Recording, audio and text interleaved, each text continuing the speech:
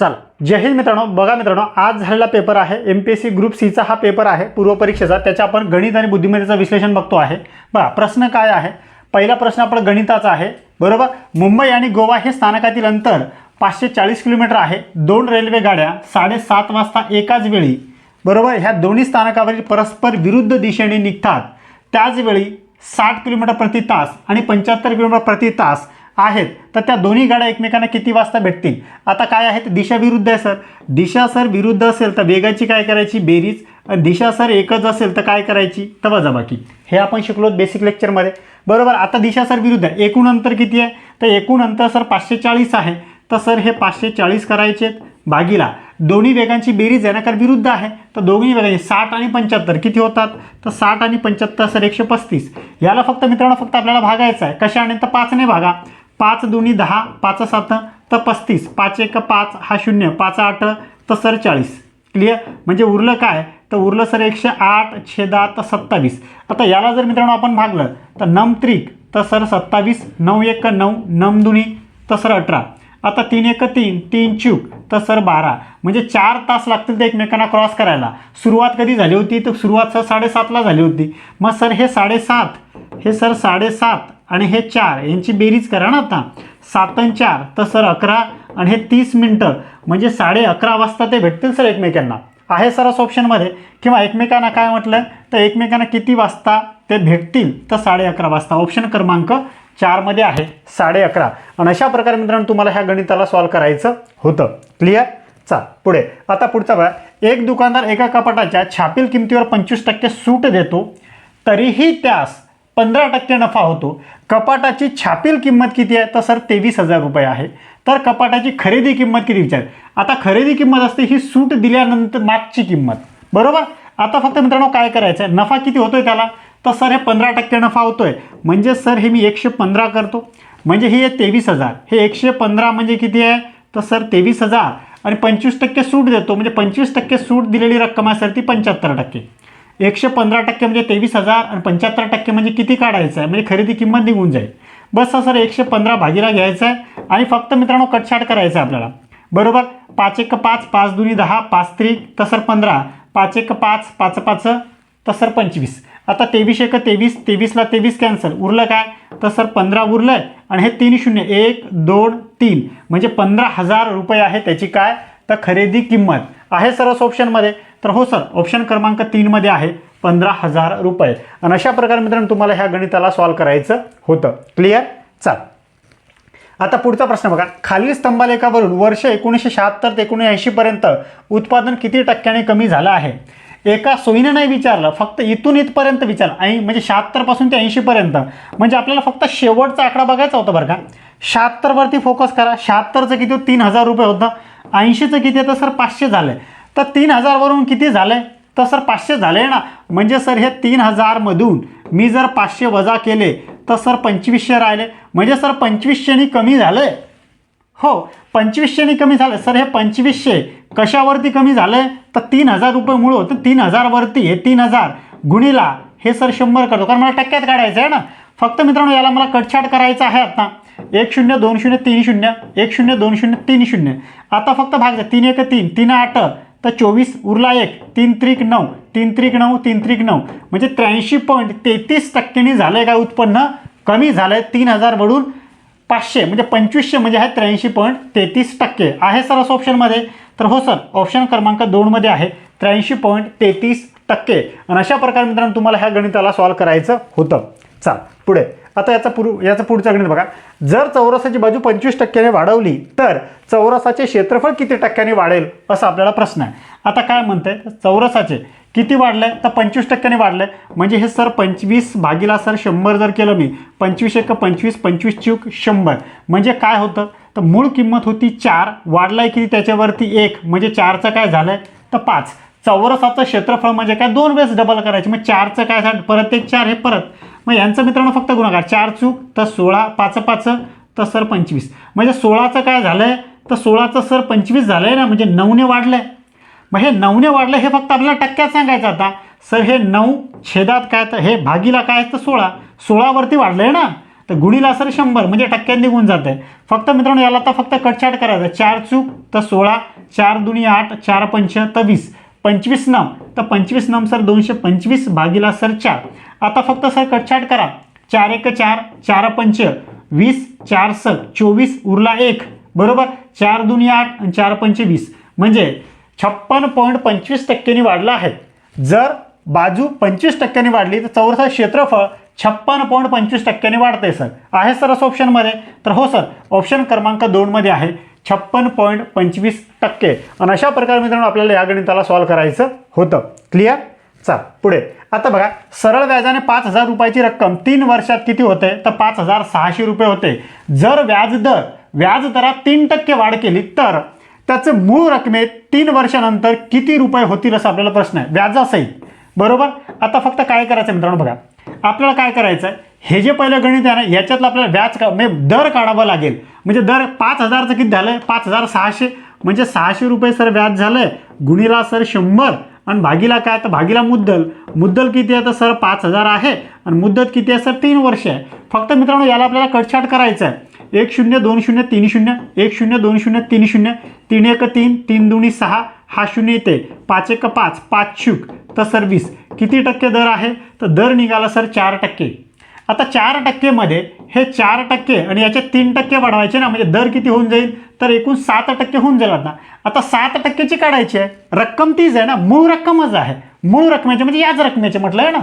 तर सर 5,000 आहे, हे 5,000 गुणिला सर 7% आणि किती आहे? तर 3 वर्षासाठीच आहे बरोबर. इथं दिलं आहे ना बघा, 3 वर्षासाठीच आहे आणि भागीला काय? तर भागीला सर 100 म्हणजे हे काय निघेल आपल्याकडे?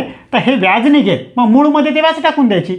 1 0 2 0 1 0 2 0 7 त्रिक तर सर 21 आणि भागीला किती आहे? तर भागीला सर गुणिला 50 आहे. हा 0 घेऊन टाका. 5 1 5 5 दुनी तर सर 10 म्हणजे 1050 आलंय काय? तर व्याज आलंय. मूळ किती आहे? तर मूळ सर 5,000 आहे ना. 5,000 मध्ये 1050 टाकून द्या. इथे बेरीज करा म्हणजे किती? 0 5 0 आणि 6 6050 असेल पूर्ण ती व्याजासहितची रक्कम आहे सर. म्हणजेच ऑप्शन क्रमांक 4 मध्ये आहे 6,050 रुपये. पण अशा प्रकारे मित्रांनो तुम्हाला या गणिताला सॉल्व्ह करायचं होतं. क्लिअर? चल पुढे. आता पुढचा गणित बघा काय आहे. 10 स्त्रिया एक काम 7 दिवसात पूर्ण करतात, 10 मुले तेच काम 14 दिवसात पूर्ण करतात. तर 5 स्त्रिया आणि 10 मुले तेच काम किती दिवसात पूर्ण करतील? आता बघा मित्रांनो काय आहे. आता मला सांगा, ह्या ज्या स्त्रिया आहेत, आता ह्या 10 स्त्रिया काय म्हणतात? 10 स्त्रिया 7 दिवसात, 10 मुले 14 दिवसात, म्हणजे यांचा रेशिओ हे 7 दिवसात करतात तर हे 14 दिवसात करतात. म्हणजे मी सर असं म्हणू शकतो का, की असं म्हणू शकतो ना आपण, एक स्त्री सर 2 मुलं एवढं काम करते किंवा 2 मुलं 1 स्त्री एवढं काम करते. हो, मग याची जर दुप्पट केली. आता मला पुढे काय म्हटलंय, तर 5 स्त्रिया आणि 10 मुले. आता एक तर मुलाला स्त्रियामध्ये कन्वर्ट करा, स्त्रियांना मुलामध्ये कन्वर्ट करा. फॉर्म्युला हाच आहे, M1 D1 आणि M2 आणि D2 बस. ह्या फॉर्म्युल्यात आपल्याला टाकायचं आहे ना. आता मी सर मुला करतो. 10 मुले 14 दिवसात करतात, 10 मुले सर 14 दिवसात करतात. आता 5 स्त्रिया, आता मी सर ह्या स्त्रियाला 5ला ह्या 5ला सर 2 ने गुणतोय म्हणजे हे सर 10 स्त्रिया झालीत, म्हणजे 10 मुलं झाले ना. आता हे 5 स्त्रियाचं म्हणजे 10 मुले म्हणजे 10 आणि हे मुलं तर 10 आहेच ना ऑलरेडी. म्हणजे हे 10 मुले आणि हे 10 मुले म्हणजे किती झाले? तर 20 मुले झालेत. मग हे 20 मुले किती दिवसात करतील? बस फक्त मित्रांनो याला फक्त कटछाट करायचं आहे. आता हे 10 कसे आले? तर ह्याचं म्हटलं आहे ना आपण, हे याचं रेशो सांगितलं मी, 7 दिवसात करतात तर हे डबल करतात बरोबर. मग आता बस 10 1 10 10 2 20 बे 1 बे बे 7 14 म्हणजे किती आले? तर 7 दिवसात करतील. 5 स्त्रिया आणि 10 मुले तेच काम 7 दिवसात सर करतील. आहे सर असं ऑप्शनमध्ये?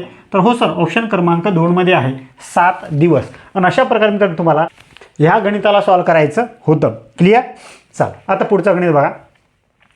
एका संख्येची 4 पंचमाश ही संख्या बरोबर.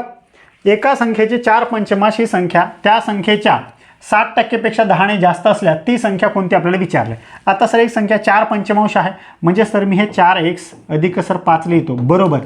ही त्या संख्येच्या म्हटलं 60% पेक्षा म्हणजे सर 60% पेक्षा म्हणजे हे 3x भागीला मी 5 लिहितो अधिक सर 10. आता मला मित्रांनो फक्त हे सांगा, आता बघा आता याच्यात काय करायचं, हे 4x आहे तर सर हे 4x हा इकडे येईल ना, तर इकडे अधिक आहे तिकडे काय होईल? तर वजा होईल सर बरोबर, वजाच होईल ना. तर वजा होऊन जाईल. म्हणजे काय होईल तर एक्स छेद आपल्याकडे 5 राहील. हा इकडे ना छेद समान राहील तर वजा होईल. म्हणजे हा 4x आहे, हा 5 आहे, हा इकडे अधिक आहे तर वजा होईल. म्हणजे हा सर 3x छेदात 5 राहील. म्हणजे छेद समान आहे तर काय राहील फक्त एक्सच राहील ना. हा म्हणजे x छेद सर 5 आणि हे बरोबर किती आहे तर सर 10 आहे. आता इकडे सर हे भागिले आहे, तिकडे काय होईल तर गुणिले होईल. म्हणजे एक्स बरोबर काय निघेल तर एक्स बरोबर निघेल सर 50 आहे सरस ऑप्शनमध्ये. तर हो सर ऑप्शन क्रमांक 3 मध्ये आहे 50. आणि अशा प्रकारे मित्रांनो तुम्हाला ह्या गणिताला सॉल्व्ह करायचं होतं. क्लिअर.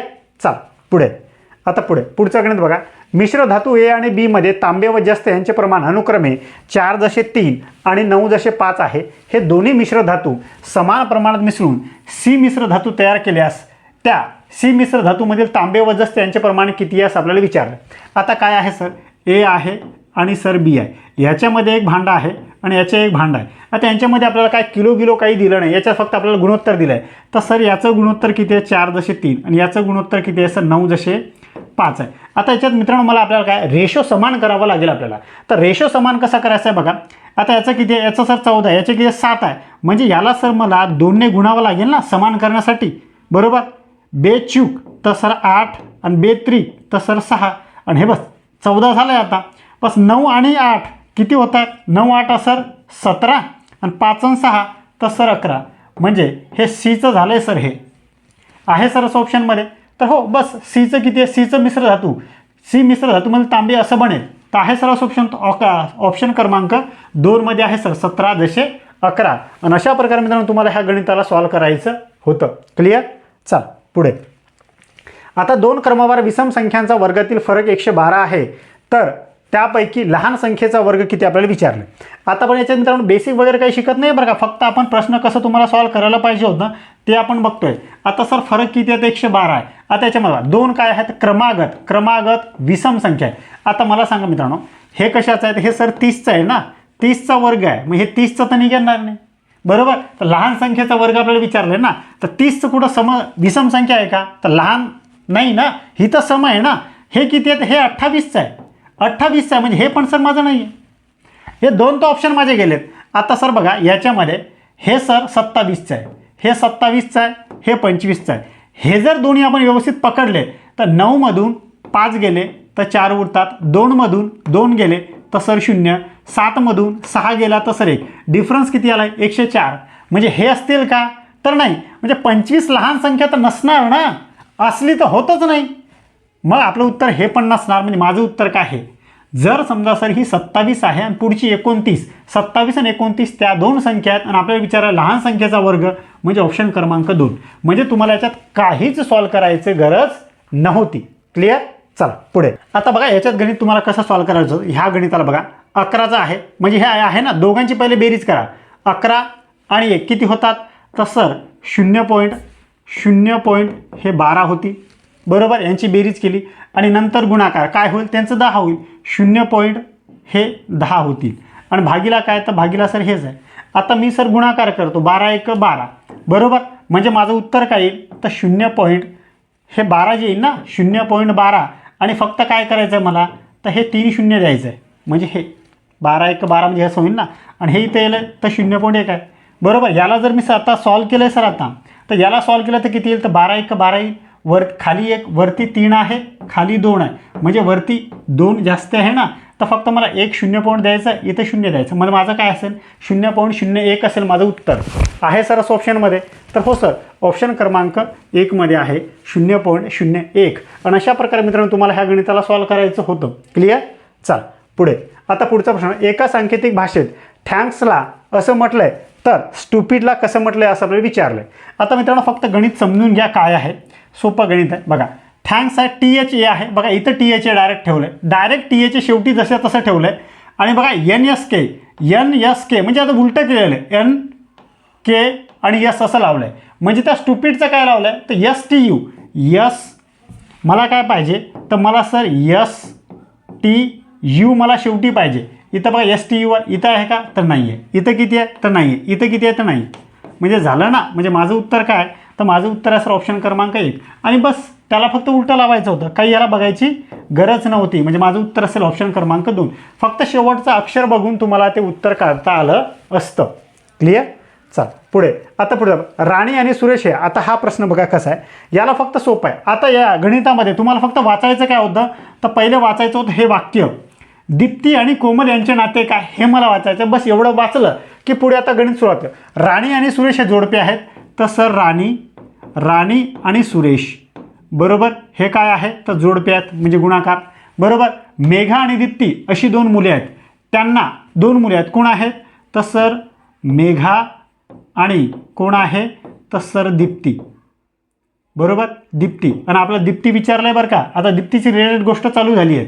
आता विचारलंय दीप्ती आणि मुले आहेत आणि दीप्तीने लग्न अनुराग सोबत केलेत. दीप्तीने कोणासोबत लग्न केले, तर सर अनुराग सोबत केलेत. कोणासोबत, तर अनुराग सोबत. मग दीप्तीचे मिस्टर आहेत अनुराग.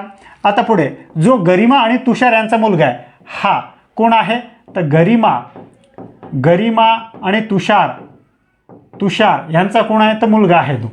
आता पुढे विचारलंय निधी अनुरागची मुलगी आहे. निधी कोणाची आहे, तर निधी सर अनुरागची मुलगी आहे.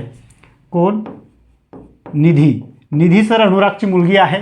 पुढे कोमल ही अनुरागची बहीण आहे. कोण आहे, तर सर कोमल. हे सर कोमल लिहायचं कोमल. आणि बघा विचारलं कोण आपल्याला, दीप्ती आणि कोमल हेच विचारलं होतं ना. दीप्ती आणि कोमल यांचे नाते काय, तर दीप्ती पण निघाली कोमल पण. पुढे काही वाचायचं नाही, पुढे प्रश्नही वाचायचा नाही, काही गरज नाही आता पुढे वाचायची. आता मला सर दीप्ती कळाली आहे, आता मला सर दीप्ती माहीत आहे इथे आणि ते कोमल माहीत आहे. मला तेच विचारलं आहे, तर कोण आहे, अनुरागची पत्नी आहे दीप्ती, अनुरागची बहीण आहे कोमल. म्हणजे काय लागेल, हे ननद भावजे लागतील ना. तर हो सर ननद भावजे एकच ऑप्शन आहे, ऑप्शन क्रमांक असेल मग दुसरा. अशा प्रकारे मित्रांनो तुम्हाला ह्या गणिताला सॉल्व्ह करायचं होतं बघा. पुढचे जे काही वाक्य असतील ते फक्त कन्फ्युजन करण्यासाठी, फिरवण्यासाठी, फसवण्यासाठी आहेत. त्या वाक्याचा इथे काही रोल नाही आहे. क्लिअर? चल पुढे. आता पुढे खालील एका आकृतीत किती त्रिकोण आहेत असं आपल्याला विचारलं. आता त्रिकोण आहे सर काय करायचं आपल्याला, बस 1 2 3 हे 5 पर्यंत मोजायचं आहे. तर सर 5 गुणिला सर 6 भागिला 2 बेत्रिक 6 आणि 5 त्रिक तर सर 15. एकूण किती आहेत, एकूण सर 15 आहे याच्यामध्ये. तर ऑप्शन क्रमांक असेल का आपलं दुसरं. बस किंवा 5 4 3 2 1 ह्यांची तुम्ही बेरीज करून टाकलं तरी तुमचं तेच निघतंय. क्लिअर? चला पुढे. आता पुढचा प्रश्न बघा. स्पंद 120 पानाच्या एका पुस्तकाला बरोबर, एका पुस्तकाचा 3/6 भाग वाचला असेल तर त्याने त्या पुस्तकात किती पाने वाचलेली नाहीत असं आपल्याला विचारलं आहे. आता सर मी ह्या 3/6ला सगळं 3 1 3 3/2 म्हणजे अर्ध पुस्तक वाचून झालं आहे, अर्ध बाकी आहे.